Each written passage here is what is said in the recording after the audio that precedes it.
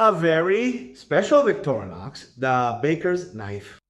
I invite you to learn about its history and to learn how to differentiate between the 178, 171, and 172 models. But first, I thought Dordorica is going to show us four baker's knives from different eras. So let's go to Spain to see.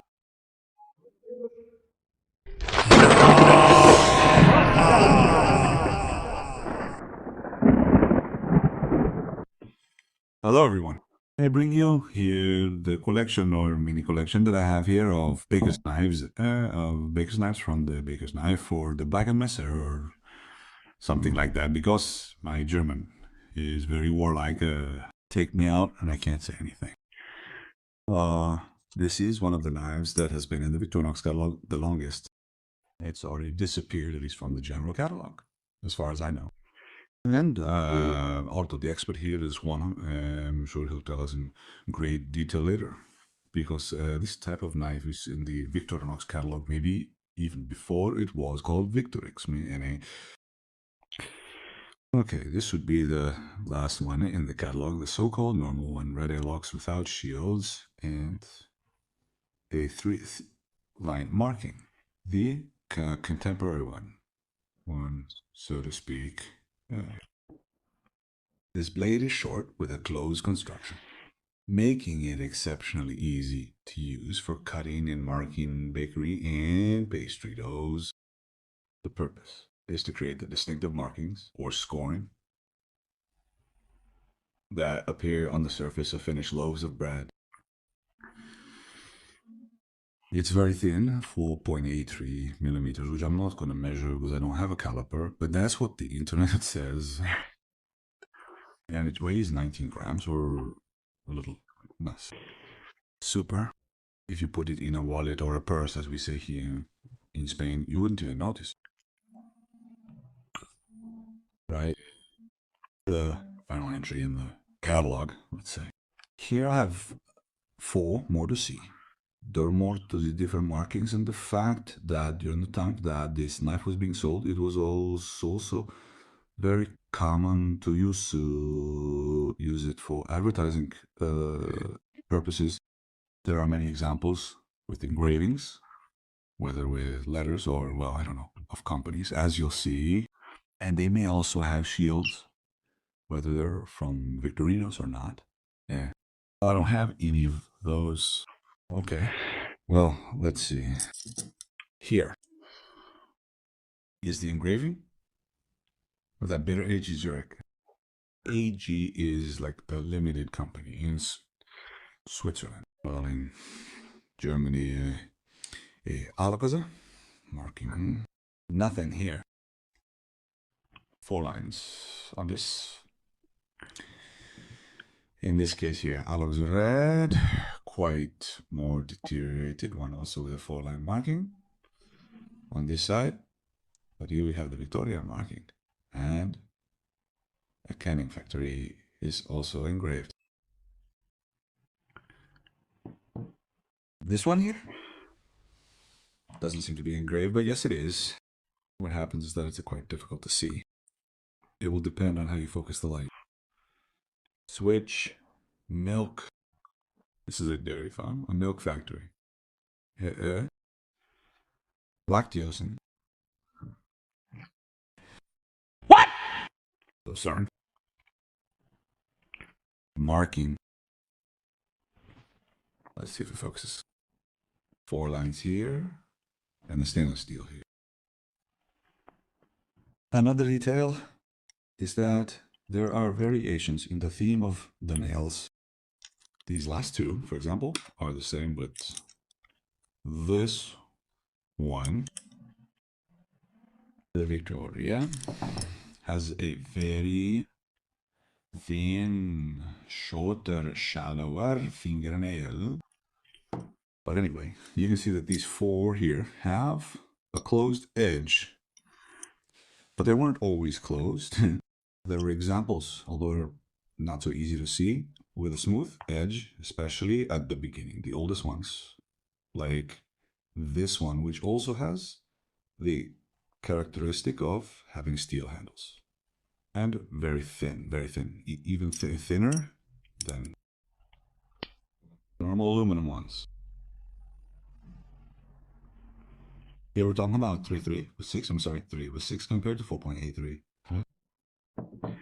And also, to top it off, the oldest marking, the switch doesn't even say Victorinox. Anoxit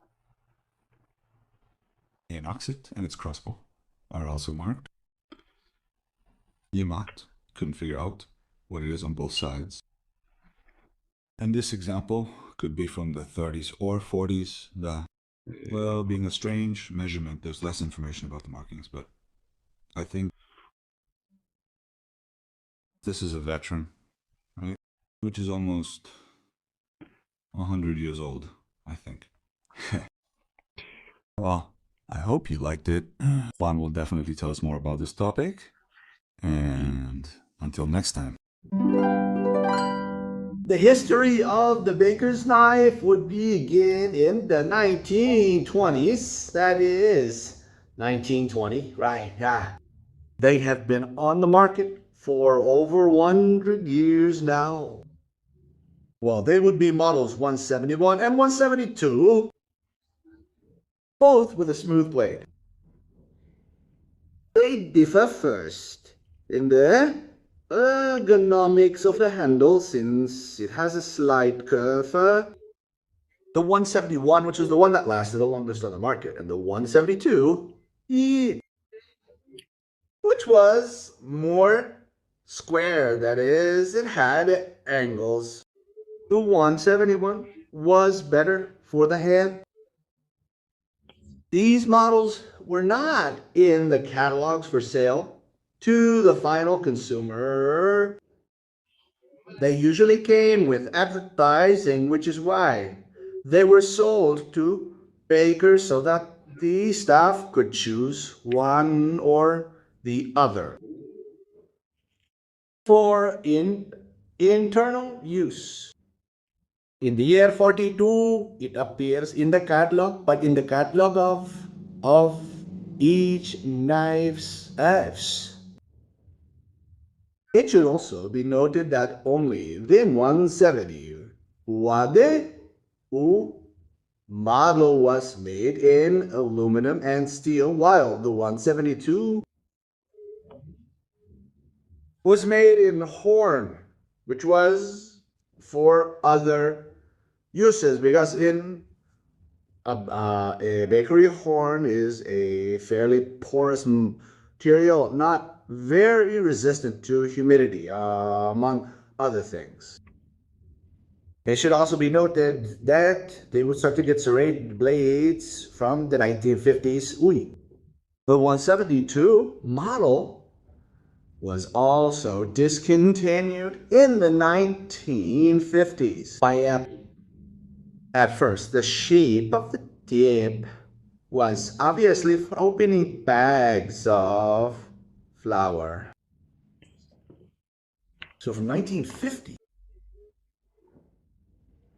onwards, only the 171 model was produced, which would later take the name Navaja del Panadero, owned by Becker's knife. It would not be in any catalog until 2000. when we could see it with the golf tool and tools with a 74mm Victorinox, and it would also be in the following catalogs until 2020, which would be the last one we would see them. But there is a 2021 catalog. I don't dare to say it's discontinued, because I don't know if it is still being sold as it was originally to customers such as factories or bakeries. Some more details about the Victorinox baker's knife. Here we'll see that it's so simple that it only consists of 7 parts. 3 bolts, the 2 handles, the spring, and the blade. Another feature of this simple knife is its weight.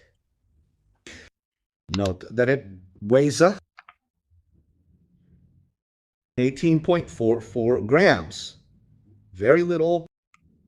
It's lighter than a classic. And in terms of the width of the knife, it's almost, I see that it does Victorinox 5 millimeters. No, it doesn't even reach 5 millimeters. It competes with the Pokabi for the thinnest knife. Here we have the Pocket Pal, which is a little thinner still. The serrated blade is fantastic. It cuts very well. And this, which was originally designed to open bags, is also very useful for cutting bread, which is very important for bakers. Or due to its size and width, it could easily be an EDC knife and doesn't take up any space. Of course, this is a very easy knife to carry, as it's not only suitable for scoring bread or opening packages, but it can also be used for various other purposes. A 90mm knife. Find out more about the Victorinox and 90mm. If you are a member, you can see them in this related video. And if you want to see another utility knife, you can see the electrician's knife in this related video.